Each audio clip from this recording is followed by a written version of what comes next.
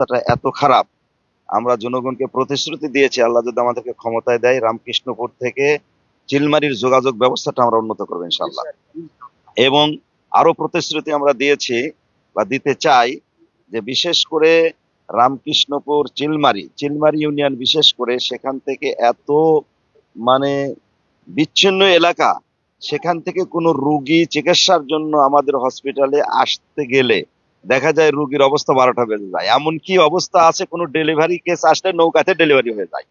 তা আমরা প্রতিশ্রুতি দিচ্ছি, আগামী যদি আল্লাহ পাক আমাদেরকে সুযোগ করে দেন, আমরা রামকৃষ্ণপুরের ভাগজুত কেন্দ্রিক একটা হসপিটালের ব্যবস্থা করবো ইনশাল্লাহ। ইসলামী আন্দোলন বাংলাদেশ চরমোনাই থেকে মনোনয়ন পেয়েছেন মুফতি আমিনুল ইসলাম।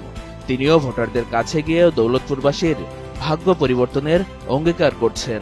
আমাদের ইসলামী আন্দোলন বাংলাদেশের কেন্দ্রীয় কমিটির